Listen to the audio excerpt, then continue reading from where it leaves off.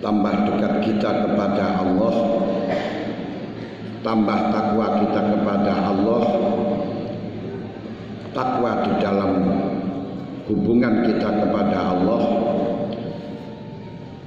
urusan ibadah mahdhah, takwa kita kepada Allah dalam menjaga hak tetangga, takwa kepada Allah dalam menjaga harta, takwa kepada Allah dalam menjaga anak-anak kita, takwa kepada Allah dalam menjaga bangsa kita, takwa kepada Allah dalam menjaga hak adami, hak makhluk yang menjadi kewajiban kita. Mudah-mudahan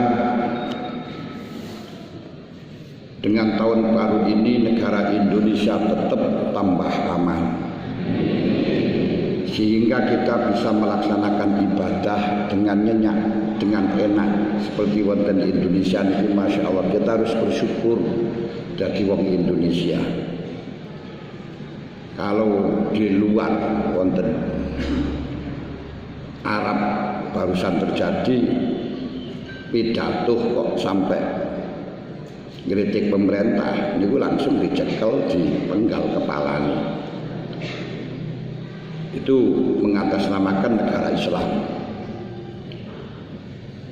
Di Turki, di Mesir, di Arab untuk mengadakan pengajian di masjid-masjid, apalagi di jalan-jalan, tidak akan pernah bisa tanpa mendapat izin resmi dari pemerintah. Tapi alhamdulillah di Indonesia aman. Kapan mengadakan pengajian di tepi jalan, di depan masjid tanpa dapat izin, no problem. Ini harus kita syukuri dan harus kita pertahankan. Kita mengadakan pertemuan apapun, pemerintah tidak intervensi. Alhamdulillah. Inilah yang dicita-citakan oleh Nabi Ibrahim alaihissalatu wassalam di dalam mintanya kepada Allah, jadi Rabbi ij'al hadza baladan aminah. Di Nabi Ibrahim dulu itu mintanya kepada Allah, Rabbi ij'al hadza baladan aminah. Ya Allah, negara saya ini jadikan negara yang aman.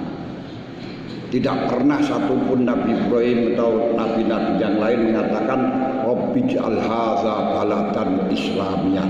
Ya Allah, jadikanlah negara saya negara Islam, jadikanlah negara saya negara khilafah, jadikanlah negara saya negara itu tidak pernah ada. Yang ada Rabbi ij'al hadza baladan aminah. Karena tidak ada kewajiban mendirikan negara khilafah, tidak ada kewajiban mendirikan negara Islam, tidak ada. Yang wajib kita memeluk Islam, itu sebagai sarana. Jangan sampai sarana menghilangkan tujuan. Tujuan kita adalah ibadah kepada Allah, melakukan perintah Allah, menjaga hak kita, menjaga haknya Allah kepada kita, haknya Nabi Muhammad kepada kita, haknya orang-orang Islam kepada kita, haknya tetangga kepada kita, bukan negaranya itu sebagai sarana. Tapi sekarang malah keliru. Orang hanya memperjuangkan sarana, menghilangkan tujuan. Istilah wong kuno, nepil jaga kena tembok, ngesir anak kena embok.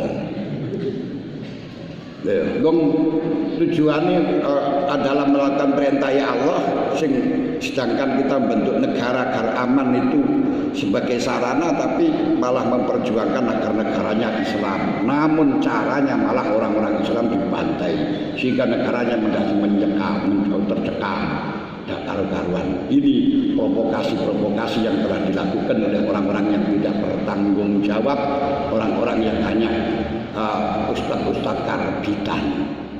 Saya katakan karbitan jelas memang nggak pernah ngaji tafsir secara detail. Ya, saya buka nanti pertanyaan, kalau nggak terima silakan. Jadi pertama kali saya sampaikan Nabi Ibrahim itu mintanya negara bukan negara Islam. Rabbi ij'al hadza baladan aminah warzuq ahlahu minas samarat. dan berilah negara kami, warga negara kami, penduduk kami dengan rezeki yang berlimpah ruah dari buah-buahan. Tapi Nabi Ibrahim itu beliau di dalam mintanya tidak hanya mintanya itu juga memperhatikan kepada orang-orang yang beriman. Beliau mengatakan, Rabbi ja'al hadza baladan amina warzuq ahlahu minas samarati man amana minhum billahi wal yaumil akhir. Sing didongakno karo Nabi Ibrahim itu hanya orang yang iman kepada Allah, iman yang hari akhir. Itu mintanya. Tapi apa jawabannya Allah? Enggak. Qal wa man kafara wa umatti'uhu qalilan summa attarruhu ila azabin nar wa bi'sal masir. Enggak Ibrahim.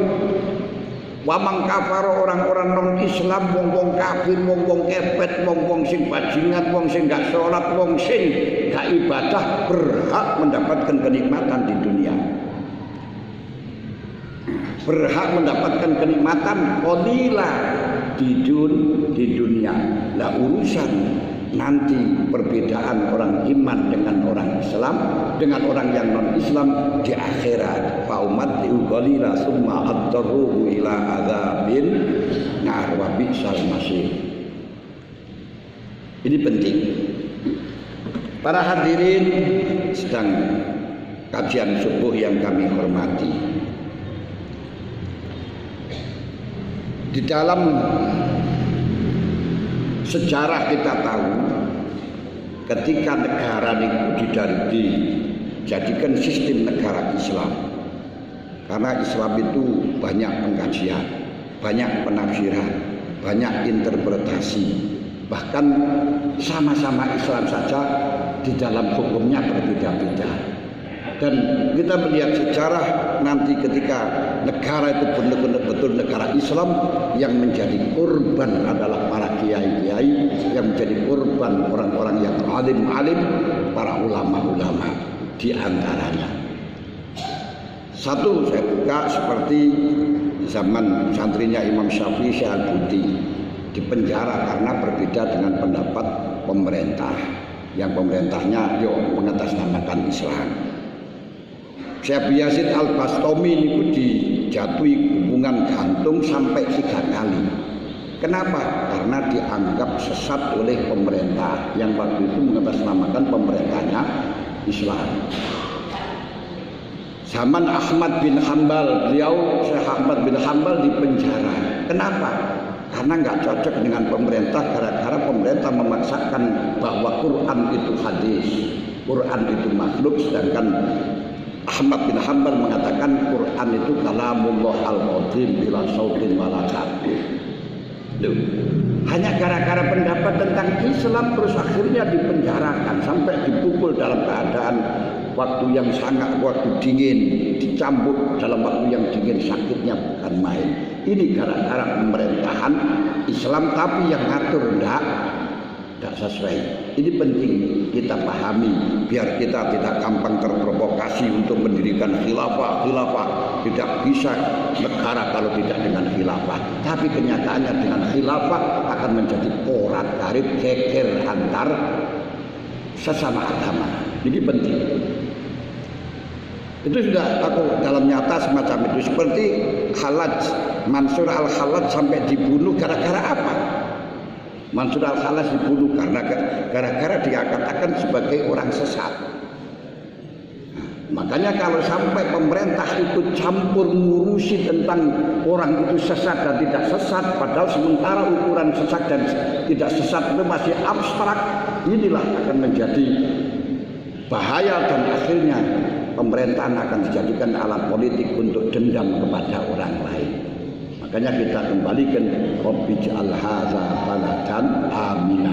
Urusan hidup di Indonesia, urusan hidup di dunia antara muslim dan non muslim, antara warga negara sama dengan warga negara punya hak yang sama. Makanya Allah Ta'ala tetap mengatakan hal yastabil ladzina ya'lamun apa man kana mu'minan kaman kana fasiqo la yastawun. Apa man kana mu'minan kaman kana fasiqo, wong mukmin karo wong kafir iku padha ora dawuh Allah. La yastawun, enggak sama. Lah ketidaksamaan orang mukmin dengan orang kafir itu dalam sisi apa? Nah ini Allah Ta'ala dawuhno wa ammal ladzina amanu wa amilus solihati falahum jannatul ma'wa nuzulan bima kanu ya'malun. Untuk orang iman besok tempatnya di surga. Wa ammal ladzina fasaku fa ma'wahumun nah. Orang-orang yang fasik tempatnya di neraka, orang-orang yang kafir tempatnya di neraka. Urusan itu saja. Tidak dalam urusan di dunia. Kalau urusan di dunia yaitu fa umatti'uhu qalila, akan tidak semuanya berhak mendapatkan nikmat. Kenapa? Karena Allah Ta'ala mempunyai sifat Rahman. Agama diturunkan untuk rahmatan lil alamin. Kama arsalnaka illa rahmatan lil alamin. Rahman di dunia, kasih sayang di dunia dan kasih sayang di akhirat. Kasih sayang di dunia ini kalau panjenengan bisa melihat segala sesuatu dengan sifat rahmannya Allah, akan semuanya beres. Kalau sampean tahu ada orang tak pernah sholat, tak pernah puasa, tapi dikasih kaya, dikasih sehat, lihatlah, itulah bentuk sifat rahmannya Allah yang dipamerkan kepada kita. Bukti kalau dia itu punya sifat rahman, bukti kalau Allah itu memberikan kerahmatan, kenikmatan terhadap orang-orang di dunia, tidak memandang agamanya. Ternyata wong sing kepet, wong sing gak tahu sholat, gak tahu puasa, ya dikei mangan, ya dikei kekuatan, juga dikei fasilitas apapun. Ini menunjukkan sifat rahmannya Allah. Karena dunia bukan tempat pembalas. Makanya jangan sekali-kali saya tak sholatlah, saya ibadahlah ben sugih. Tidak ada paham semacam itu. Kita semuanya melakukan ibadah hanya untuk keselamatan di akhirat dan untuk mendapatkan ridhonya Allah Ta'ala. Namun para hadirin yang kami hormati, keselamatan di akhirat itu semuanya masih spekulasi, belum jelas. Makanya kita perlu berusaha untuk selalu melakukan perintahnya Allah, menjauhi larangannya. Namun jangan menvonis orang lain itu masuk neraka, jangan memvonis orang lain itu pasti sesat, dan jangan merasa dirinya kita itu adalah orang yang benar. Orang yang merasa benar walaupun benar itu orang yang jelek, atau orang yang merasa salah walaupun salah lebih baik daripada orang yang merasa benar yang walaupun itu benar. Orang yang merasa salah walaupun salah lebih baik daripada orang yang merasa benar walaupun benar. Ingat, karenanya kita berusaha untuk melakukan benar tapi jangan merasa benar. Jangan berbuat salah tapi jangan sekali-kali kita bersalah tapi jangan sekali-kali melakukan kesalahan. Merasalah kita jelek tapi jangan sekali-kali kita berbuat jelek. Ini penting. Ini takwa lahir dan takwa batin. Hadirin hadirat yang kami hormati, di dalam urusan kita spekulasi itulah yang disebut dengan ilmu hakiki. Ilmu hakiki kita ngaji niku tujuannya apa? Kita kajian subuh itu tujuannya apa? Yaitu satu, untuk mengenal siapa diri kita.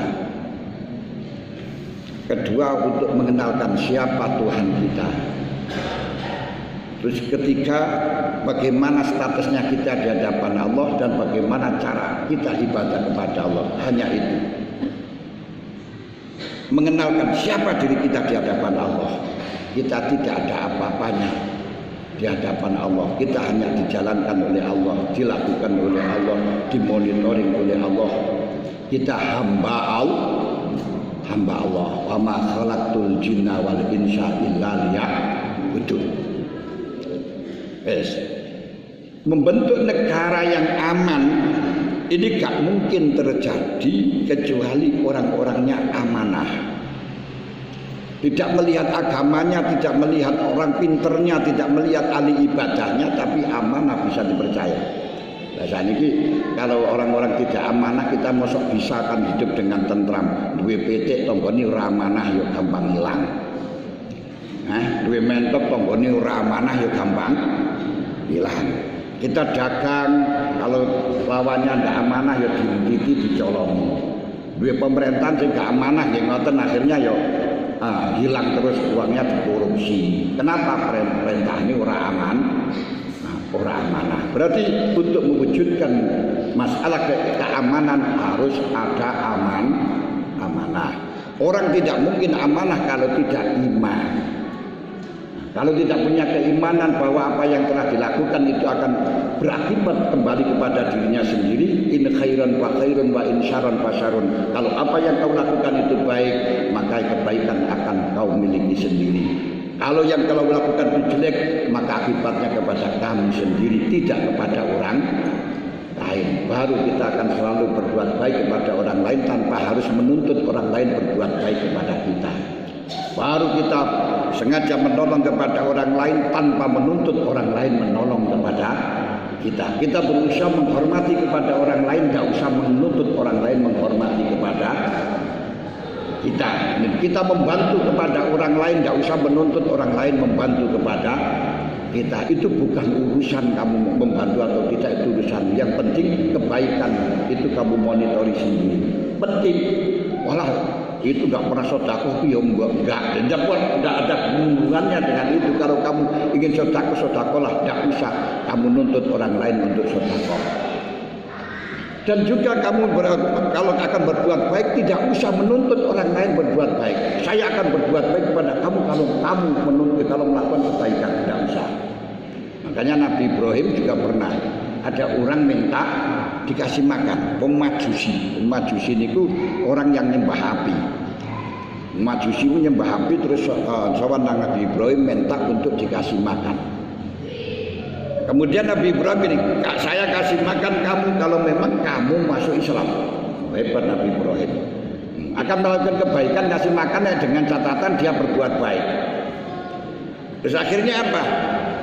Orang tersebut mengatakan, lah kasih makan saja kok harus mempertaruhkan agama. Kok harus masuk Islam saja kok urusannya dengan nasi. Enggak usah dimasuk makan, enggak usah dimakan. Dengan dia tidak jadi makan akhirnya pulang. Lalu Allah Ta'ala memberitahukan kepada Nabi Ibrahim, kebel Nabi Ibrahim, Ibrahim, kamu dimintai makan satu piring saja kok menyaratkan Islam.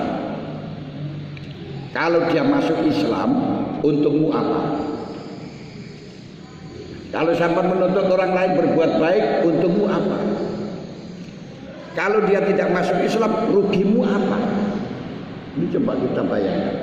Jadi tidak usah panjenengan menuntut orang lain melakukan kebaikan. Kalau orang lain menuntut kebaikan, untungnya sampean apa? Kalau mereka melakukan kejahatan, ruginya sampean apa? Hanya minta makan gitu saja kamu menyarankan harus Islam. Ketahuilah Ibrahim, orang itu saya kasih makan 55 tahun tidak saya syaratkan Islam. Allah memberi makan kepada dia 55 tahun tidak disyaratkan Islam. Sementara kanjeng Nabi jauh takhallaku bi akhlaq, bila berakhlaklah dengan akhlaknya Allah. Ini penting. Para hadirin hadirat yang kami hormati. Ini hubungan, arti untuk berbuat baik tidak usah menuntut orang lain baik. Kedua, kita perlu tahu, kita itu semuanya spekulasi. Di dunia ini belum ada ketentuan orang itu baik atau tidak. Innamal a'mal bi khawatimiha. Sedangkan amal itu semuanya terserah akhirnya. Kita sekarang orang Islam belum tentu kita itu masuk surga. Kita sekarang orang mukmin belum tentu tidak ada jaminan sampean masuk surga. Kek muko. Makanya kita ngamal gak usah mentargetkan harus masuk surga. Yang penting kita melaksanakan perintah. Andai kata dimasukkan neraka, lebih baik kita masuk neraka dalam keadaan melaksanakan perintah taat daripada masuk neraka karena maksiat, gitu saja. Paham ya? Jadi tidak ada orang satupun yang dijamin masuk surga. Jangan sekali-kali Anda menjadi panitianya surga siapa yang ngangkat. Tidak ada. Orang yang santrinya banyak nggak ada dijamin masuk surga. Namanya Barsison itu santri ini sudah iso mabemi berkabeh. Tidak ada sekarang kiai yang punya santri 60.000 iso berkabeh, yang kiai ini nggak iso miber. Kiai ini udah iso miber. Tapi apa yang terjadi? Dia suul khatimah, masuk neraka. Masuk neraka kan ada jaminan. Tidak saya terangkan masalah kenapa masuk neraka itu terlalu panjang, itu sudah hadis yang banyak. Orang yang sudah menjadi waliullah, doanya mustajabah terus belum tidak pernah ditolak oleh Allah. Jadi Bal'am Aurat. Ini boleh jaluk nopo-nopo dungo apa terus peleng pasti dijembatani. Karena mengerti ayatilah tanda kebesaran Allah, tanda syirinya Allah ngerti. Tapi ternyata dia tidak masuk surga. Hanya gara-gara sedikit dia mendoakan kepada Nabi Musa. Akhirnya apa? Dia suul khatimah. Makanya jangan menyombongkan kita orang yang ahli amal, ahli ibadah. Tidak ada. Jangan juga kagum dengan orang-orang yang pelakukannya bagus. Juga jangan usah kagum. Semuanya masih durung mesti sik muga-muga. Orang yang sudah kafir membunuh sampai perbuatannya maksiat, jangan sekali dikatakan kamu ahli neraka. Itulah kamu sendiri yang ahli neraka. Lu kenapa? Belum mesti dia niku ahli neraka. Pada zaman Nabi Musa, dalam zaman Nabi Isa alaihissalam, ada seorang yang ngalim selalu bersamaan dengan Nabi Musa. Kemudian tiba-tiba di sana itu ada orang yang mursal Jawa, bukan mursal Arab. Mursal Arab kan mursal Jawa niku wong sing jablek luar biasa. Terus saat ini preman yang ahli maksiat. Lalu orang tersebut berdoa, ya Allah, terimalah tobat saya ya Allah. Sedangkan wong sing soleh tadi bersama Nabi Isa mengatakan, ya Allah, saya jangan kau kumpulkan dengan dia ya Allah, dia ahli maksiat, dia ahli durhaka, jangan kumpulkan saya dengan dia ya Allah. Lalu Gusti Allah memberi wahyu kepada Nabi Isa, wahai Isa, ketahuilah doanya orang dua tersebut saya terima semuanya. Akhirnya doanya orang yang mursal tadi itu, orang yang preman tadi diterima akhirnya menjadi orang baik, menjadi kiai. Sedangkan doanya orang soleh tadi karena tidak ingin dikumpulkan dengan orang tadi, akhirnya menjadi meleset jadi orang mursal. Bisa Allah membalik semacam itu. Jangan pede, jangan merasa sok benar. Ini penting. Bahkan kita tahu orang yang membunuh itu termasuk seperti sahabat itu Wahsy. Kita tahu Wahsy itu orang yang membunuh paman Rasulullah, orang kafir sing mateni pamane Kanjeng Nabi, yaitu Sayyidina Hamzah. Tidak hanya sekedar membunuh pamannya Nabi saja, tapi sampai dimutilasi, diambil hatinya karena kagum dengan keberaniannya si Sayyidina Hamzah tadi. Boleh niku cara sakniki wis merangi nang keluargane Nabi, wani nang keluarga Nabi. Ini bukan hanya berani kepada keluarga Nabi, membunuh keluarga Nabi. Dan itu sebagai orang kafir. Tapi akhirnya juga tidak disiksa oleh Allah. Pada waktu Nabi Muhammad sallallahu alaihi wasallam hijrah ke Madinah, dia terbuka kirim surat kepada Rasulullah, ya Muhammad, ini uridu an uslima walakin ma'nani ayatun qad unzila ilaika. Muhammad, saya sebenarnya ingin masuk Islam, tapi sayang ada ayat yang telah diturunkan kepada engkau yang menghalang-halangi masuk Islam. Ayat apa? Yaitu alladzina la yaquluna ma'allahi ilahan akhar wa la yaqtuluna an-nafsa allati harramallahu illa bil haqq wa la yaznun wa may yaf'al dzalika yalqa asama. Hamba Allah yang diterima adalah orang-orang yang tidak musyrik, orang-orang yang tidak pernah membunuh tanpa hak, orang-orang yang tidak pernah berzina. Orang yang melakukan semacam ini termasuk melakukan dosa besar. Lalu apa yang telah disampaikan oleh Wahsy tersebut dibalas surat oleh Rasulullah. Maaf, dulu itu belum ada WA, belum ada SMS, belum ada HP, langsung masih lambat. Nah, datangnya surat dari Madinah ke Makkah itu lama karena 400 kilo panjangnya dan hanya diantarkan dengan langsung. Lalu dibalasi dengan Rasulullah. Ayat itu diteruskan illa man taba wa amana wa amila shalihan fa ulaika yubaddilullahu sayyi'atihim hasanat. Wes. Ulaika illa man taba, betul orang-orang yang dimasukkan surga yang diterima oleh Allah adalah layatuna ma'allahi ilan akhir, orang yang tidak musyrik, wala yaquluna nafsal ladzi harramallahu illa bil haq, tidak pernah membunuh orang tanpa hak, wala yaznun, dan tidak pernah zina, kecuali orang-orang itu mau tobat. Ila man taba, kecuali tobat, wa amana, dan iman, wa amila amalan shalihah, dan mau berbuat baik. Faulaika yubaddilullahu sayyi'atihim hasanah. Kejahatan-kejahatan yang telah dilakukan, kekufuran-kekufuran yang telah dilakukan sepanjang masa oleh Allah dirubah, disulap menjadi kebaikan. Maka jangan meremehkan dengan orang-orang yang sekarang itu kafir, dengan orang-orang yang sekarang itu berbuat jahat. Karena kalau dia tobat, perbuatan jahat itu bisa dibalik menjadi kebaikan. Kul iyyan tahu yughfar lahum ma qad salaf. Kalau dia berhenti dari kekufuran, semuanya hancur lebur sebagaimana baru saja dilahirkan dari madaran sang ibu. Akhirnya setelahnya mendapatkan surat daripada Rasulullah yang tadi kecuali bagi orang tobat, tapi dia belum mau. Maaf Rasul, ayat ini masih ada syarat. Syaratnya itu ila man taba wa amana wa amila amalan sholihah, harus amal soleh. Amal soleh itu amal yang sesuai dengan haknya Allah, sesuai dengan haknya makhluk. Orang yang ahli sholat, ahli poso, ahli ibadah tapi buahil masjid, itu duduk amal soleh. Orang yang bertahun-tahun setiap tahun haji terus umroh tapi nggak pernah memberikan santunan kepada anak yatim, tidak pernah memberi santunan kepada orang-orang yang miskin, bahkan saudaranya yang melarat saja nggak pernah dikasih, bukan orang soleh. Berarti bukan orang soleh ini bukan terus ibadah yang soleh, insya Allah enggak. Orang-orang yang selalu puasa, selalu ibadah tapi merasa lebih baik dirinya daripada makhluk, itu berarti meremehkan makhluk, itu bukan orang soleh.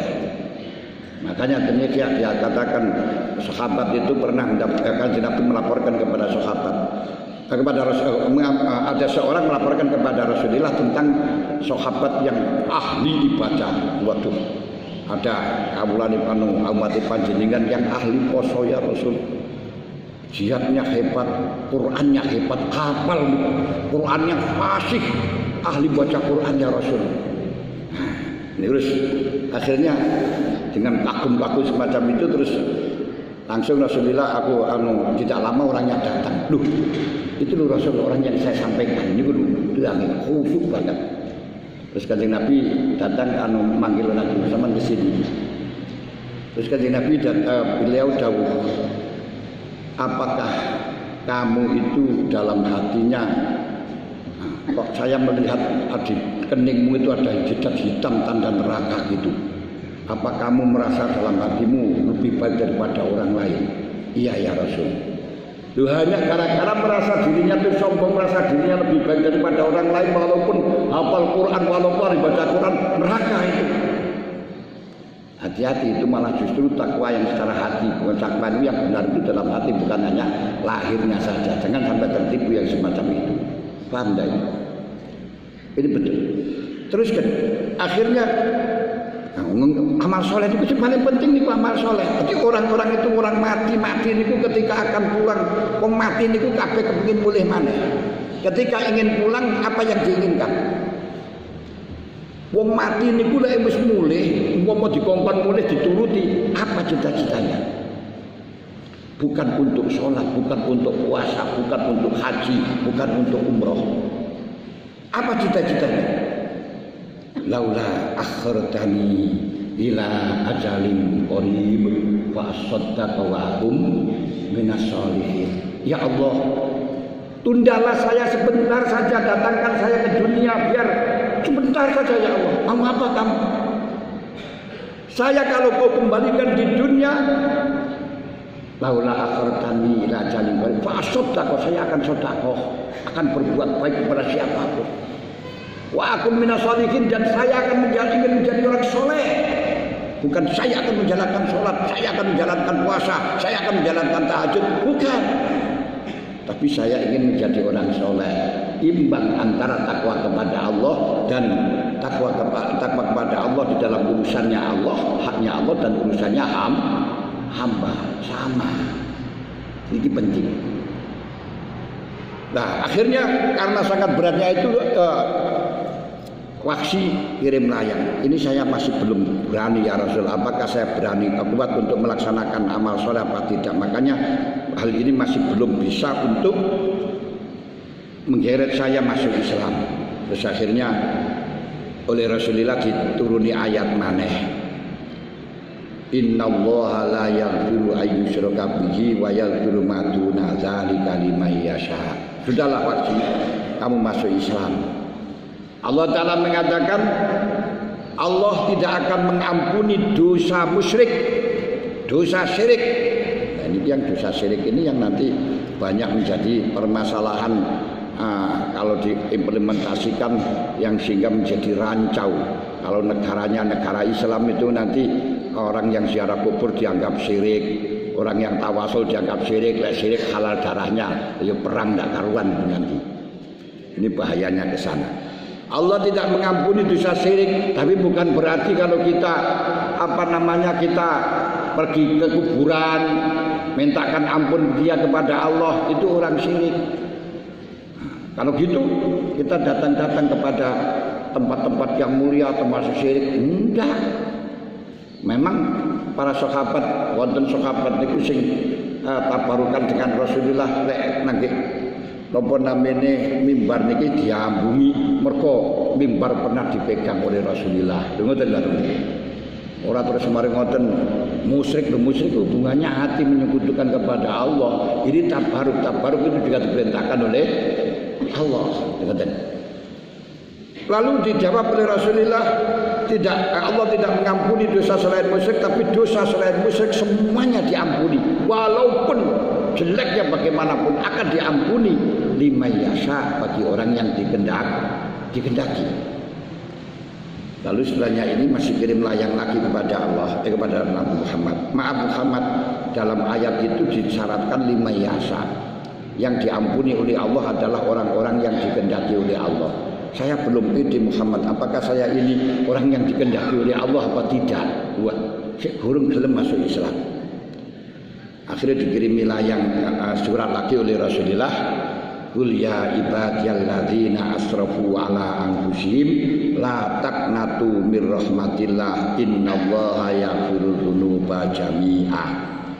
Wahai hambanya Allah yang sangat delurung, qul ya ibadiyalladzina asrafu ala anfusihim, yang delurung pada dirinya, la taqnatu mir rahmatillah, jangan putus asa dari rahmatnya Allah sekalipun dosamu berapa saja. Innallaha yaghfiru dzunuba jami'a, semuanya dosa akan diampuni oleh Allah. Tapi gini, kita jangan tertipu sampai maksiatnya diampuni, belum tentu juga. Makanya jangan sampai kita meremehkan dosa sekecil apapun, karena sekecil apapun kalau tidak diampuni oleh Allah Ta'ala kita akan disiksa. Ceritakan nenek kiai barkenduren, nah, ini ahli ibadah, barkenduren terus selilitan hanya mencari beting ya, pagre tonggo ini udah diceplak kayak beting kayak ngilangi selilit. Apa yang terjadi? Dia mati, disiksa oleh Allah sampai diketahui, dilihat oleh orang yang arif, diketahui, diperlihatkan oleh Allah. Lalu ditanya, kenapa kamu kok disiksa seperti itu? Hanya gara-gara mengambil beting, mengambil pagar untuk digunakan ngilangi selilit. Loh, begitu saja dipermasalahkan. Iya, bukan masalah kecilnya dosanya, tapi kamu meremehkan dosa, itu dosa besar. Walaupun dosanya kecil, tapi kamu meremehkan dosa kecil, itu merupakan dosa besar. Nah, ini yang artinya. Pasti jangan diremehkan, itu bahaya. Tapi juga jangan diremehkan, jangan sampai Anda meremehkan kebaikan sekecil apapun. Ada seorang pegenggek itu Salome satu lubang, rame-rame. Wis penggaweane ora tau salat, ora tau ibadah, tukang dodol lapem semua tentangnya. Tapi suatu hari beliau itu lewat di hutan, terus di sana itu melihat ada anjing yang kelaparan, kehausan, hampir mati, hampir mati. Akhirnya dia lepaskan sepatunya, lepaskan kaos kakinya untuk menimba di sumur, untuk ngambil air, terus diberikan kepada asu tadi, kepada anjing tadi. Masya Allah, dengan barakahnya mengambilkan air pada asu itu, Allah mengampuni dosa-dosanya semuanya karena menolong kepada orang lain. Ini hak vetonya Allah. Jangan menjadi panitia surga, panitia neraka. Orang yang berbuat seperti ini saja bisa masuk surga. Ini penting. Dalam hadis Bukhari jelas dijauhkan. Ada seorang akan mati, wasiat kepada santri, kepada anaknya, anakku, kalau saya mati tolong nanti mayat saya kamu bakar dan kamu buang abunya dalam lautan ketika angin kencang. Makanya hal ini terus dilakukan oleh orang-orang Hindu. Nah, sampai sekarang itu ada hadis sahih, hanya saja cara mengimplementasikannya keliru gitu saja. Masalah keliru itu urusan sana. Terus ditanya, kenapa sih Pak sampai kok lakukan semacam itu? Jawabnya, maaf, saya itu tidak punya kebaikan sama sekali. Nanti kalau sampai saya ditangkap oleh Allah, maka akan dikasih siksaan yang melebihi daripada orang-orang lain. Tolong lakukan semacam itu. Betul, setelahnya mati oleh anaknya tersebut dilakukan semacam itu. Dan kemudian Allah Ta'ala memberikan wahyu kepada bumi dengan mengatakan, ya ardi isma'i mafik, kumpulkan apa yang ada dirimu. Terus jadi menungso maneh. Terus ditekoi karo Gusti Allah, ma hamalaka masonata, ma hamalaka masonata, gerangan apa yang mengakibatkan kamu melakukan semacam itu. Nah, terus dia mengatakan, min khosyatika ya Rabb, wa fi riwayatin min makhafatika ya Rabb, saya lakukan semacam ini karena takut kepadamu ya Allah. Qad ghafartuka, saya ampuni dosamu. Semacam ini. Lain dengan para siswa yang ibadahnya tadi itu santrinya 60.000 bisa masuk, bisa terbang semuanya, ternyata masuk neraka. Bal'am Bauro sampai dungannya mustajabah tidak pernah ditolak, ya masuk neraka. Ini loh. Nah, orang-orang yang ahli ibadah banyak yang masuk neraka. Kenapa gak mendapat ridho dari Allah? Karena kesombongannya. Karena kesombongannya. Nah, maka dari itu para hadirin hadirat yang kami hormati, untuk mewujudkan iman niku dibuktikan dengan takwa. Makanya perintahnya Allah terhadap orang awal sampai orang akhir, mulai zaman Nabi Adam sampai zaman Nabi Muhammad, itu bukan mendirikan Islam, tidak perintahnya. Bukan mendirikan partai Islam dah, tapi walaqad wasainal ladzina utul kitaba min qablikum wa iyyakum an taqullah. Walaqad wasainal ladzina utul kitaba, sungguh aku perintahkan Muhammad kepada orang-orang yang aku kasih kitab, min qablikum, dari orang-orang sebelum engkau. Mulai dari Nabi Adam sampai sama Nabi Musa, sampai Nabi Isa, Nabi Muhammad sallallahu alaihi wasallam. Wa iyyakum, dan kepada engkau semua umat Muhammad, apa aku perintahkan? Anittaqullah, hanya suruh takwa kepada Allah. ketoke takwa itu gampang. Takwa kepada Allah. Kalau faedahnya takwa, orang yang takwa itu akan ditata hidupnya oleh Allah Ta'ala. Yuslih lakum ya ayyuhalladzina amanu taqullaha wa qulu qawlan sadida yuslih lakum a'malakum. Niki wa yaghfir lakum dzunubakum. Orang yang takwa akan ditata hidupnya oleh Allah. Yuslih lakum a'malakum. Orang yang takwa akan diberi solusi dalam segala kesulitan apapun. Wa may yattaqillaha yarzuqhu yakhruj wa yattaqillaha yaj'al lahu makhrajan wa yarzuqhu min haitsu la yahtasib. Orang takwa akan diterima amalnya oleh Allah. Sing diterima amal ini wong sing takwa. Innama yataqabbalullahu minal muttaqin. Walaupun salat poso lek gak krana takwa nang Gusti Allah, walaupun haji umroh lek ora krana takwa nang Gusti Allah, gak akan diterima. Apa takwa? Takwa niku gampang nglakoni perintah ngedoi cegah. Namun perlu diketahui sampean lakoni perintah ini perintah Gusti Allah atau perintah nafsu niku yang akeh.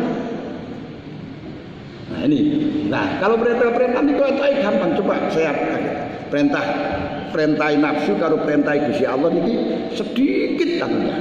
Saya contohkan satu, Sayyidina Ali karamahu wajah pernah didatangi orang kafir akan dibunuh. Sebab waktu itu Sayyidina Ali istirahat dalam hadis Bukhari, ditulis juga dalam Riyadhus Shalihin. Sayyidina Ali istirahat, pedang dicantolkan di pohon. Kemudian diambil oleh musuh, langsung Sayyidina Ali akan dibunuh. Ketika akan dibunuh, terus Sayyidina Ali ditanya, "Man manaka ya Ali? Siapa yang membantu engkau? Siapa yang melindungi engkau?" Sayyidina Ali mengatakan, "Allah." Pedang jatuh. Pedang jatuh. Setelahnya pedang jatuh, ganti pedang itu diambil oleh Sayyidina Ali. Lah orang tersebut ganti ditanya, "Man manaka ya fulan? Siapa yang menghalang-halangi engkau sekarang?" Lah kok wong ngidoni. Mau dikai ngono anjen Sayyidina Ali ditoni buah. Lalu Sayyidina Ali gak jadi membunuh. Ditinggalkan orang itu. Ditanya, "Kenapa kau gak jadi membunuh ya Ali?" "Kalau tadi saya akan membunuh kepada kamu karena engkau merangi kepada saya, kau akan membunuh kepada saya. La tuqatiluhum hatta yuqatilunakum fih." Jangan kau perangi orang sebelum merangi kepada engkau. Kalau dia tidak merangi, kau boleh kita merangi. Tapi sekarang kamu meludahi saya. Saya mangkel. Kalau saya mangkel karena kau ludahi, berarti kalau membunuh engkau karena saya mangkel, neraka. Bedakan membunuh karena perintahnya Allah dengan karena mangkel diludahi. Makanya jangan sekali-kali karena dendam politik akhirnya membawa nama agama. Itu agama atau politik.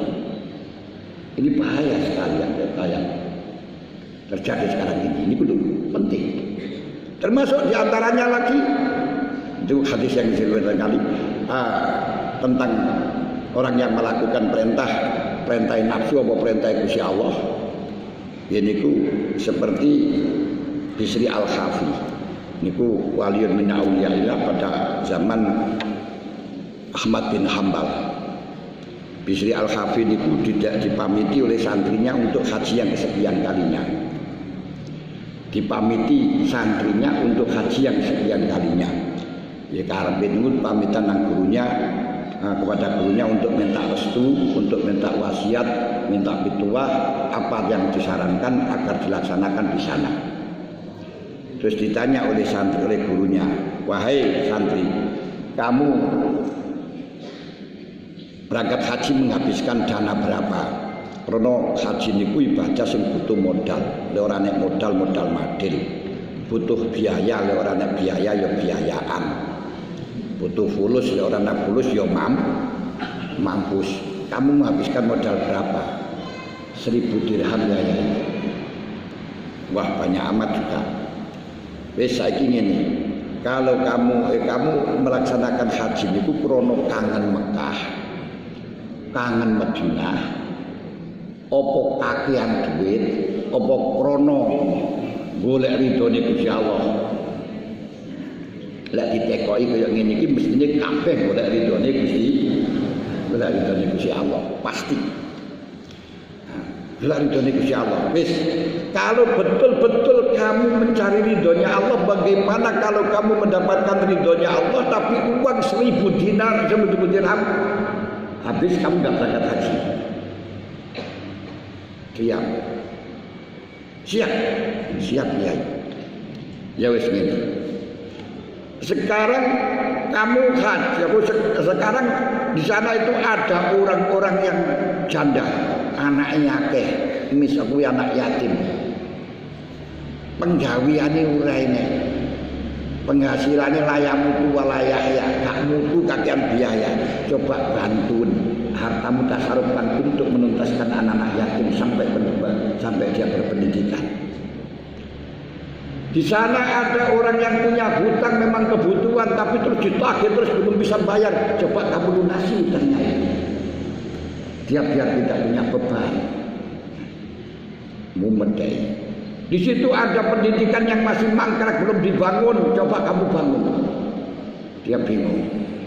Terus dia mengatakan, ya Syekhi azmi alal haji qawiyun. Saya keinginan haji sudah kuat. Bulan kok pengin haji ini baik udah pengin. Akhirnya Bisri Al-Khafi ganti berpaling terus bujeng mesem. Yaitu kalau uang dihasilkan dari syubhat itu ya ditasarufkan untuk syubhat. Ini gitu ibadah jalan syubhat. Ketoke haji tapi sebenarnya itu melakukan nuruti nafsu. Kenapa? Ada yang wajib ditinggalkan. Nah, sementara haji balik-balik terus Bisri Al-Khafi mengatakan, ngerti yuk? I'anatul muhtaj wa ighasatul malghus khairun min mi'ati hajjatin ba'dal Islam. Membantu orang yang sangat tertekan, membantu orang yang membutuhkan, membantu pada fuqara masakin. Ini lebih baik daripada 100 kali hajian selain haji wajib. Kenapa? Ma taqarrabal abdu ilayya bimisli ada'il faraid. Tidak ada pendekatan kepada Allah yang setara dengan fardu. Tapi sekarang hanya kesunatan saja dipermasalahkan, dibesar-besarkan, tapi masalah kewajiban diabaikan. Paham tidak ini? Ini penting yang kita lakukan. Ini kelihatannya untuk melakukan perintah ibadah, tapi dalam hatinya senang hanya pergian, hanya piknik. Kalau betul-betul melakukan kewajiban perintah-perintah Allah, dahulukan perintah Allah yang wajib. Itu lebih baik daripada 100 kali hajian. Tapi kenapa kamu kok milih yang haji? Padahal kamu sudah pernah melaksanakan haji wajib. Ini loh, angeli takwa di hadapan Allah. Angeli takwa. Hadirin hadirat yang kami hormati. Takwa hanya secara garis besar nglakoni perintah ngedoi cegah. Takwa itu ada lahir, ada batin. Sing lahir, ya perintah lahir. Perintah lahir itu disebut dengan bidayatul hidayah.